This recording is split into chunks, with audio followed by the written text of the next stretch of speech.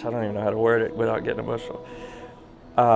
One thing that stood out to me immediately upon arriving to our first site was just the joy that people had for us coming to spend time with them. El Salvador really personally has won over my heart, and I didn't realize how one common language that we all have as humans is love.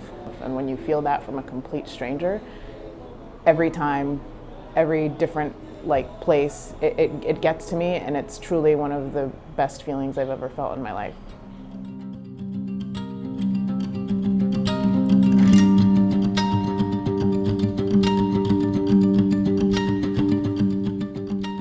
I got to watch children perform here and lead in music worship, and this is something that I have been able to do in my life. I've been able to lead Kids Space dancers in my church, and I got to see children play instruments in an incredible way, but there could be more. I felt an intense desire, okay, I want to resource this music ministry because music's so important, and I would love to see the music ministries in these communities grow.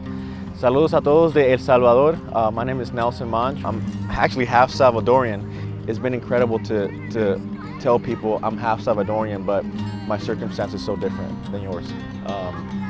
And they're looking at me like, oh wow, you're half Salvadorian. Maybe I have some hope. Maybe this is not my forever situation, which is one of the things that I told one of the kids. So I'm just blessed. I'm blessed that I can come here and say I'm half Salvadorian, but hey, where I'm coming from, it's much different than here. So there's hope for you, you know.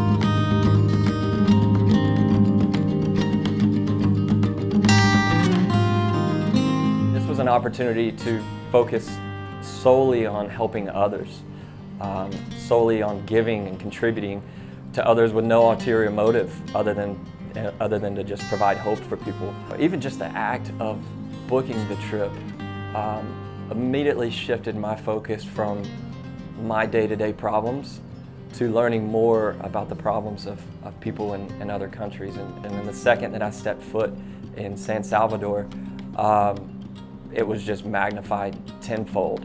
When we come into these churches and we're complete strangers to each other, and you look into each other's eyes and you can see the gratitude that they're giving us for being there, that is what really gets to my heart every time, is how we can actually connect with a complete stranger through God's love.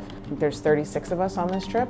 Whether you feel like you wouldn't make a difference because you don't speak the language coming to these marginalized places, you do make a difference and you do matter. I had some hesitations and some reservations of coming on a trip, going out of the country, taking 3 to 4 business days away from my business, 5 to 6 days away from my family. The second I stepped off the plane, all that went out the window. I wouldn't trade this experience for the world. We put so much work into what we do. The mortgage industry is very, very hard. It occupies a lot of our time. And it's hard to see the benefits of everything that we pour out every single day. So if you're ever questioning, what am I doing? Why am I here at Movement? To get the best answer, you have to come here and serve others. The people that come on these trips are incredibly gifted, the leadership, at pulling you into roles where you get to serve and you get to be a part of it in the way that you are. And that's just phenomenal. I've been able to feel like such a part of something bigger than myself. If I could tell any Movement employee why they should come, it would be definitely just to see a small part of the vision that Toby and Casey Crawford saw when they probably started this initiative. To have a heart to love and value people is extremely rare. And in an industry that's notorious and has a bad reputation for taking advantage of people, Movement from the top down has a mission to do the exact opposite. It's something else to be able to actually see where our profits are going as a company, and it's something super proud to be a part of. And if you can get a small taste and a small sense of why we do that, again, it'll impact your life forever in the most positive way. 1, 2, 3. Movement!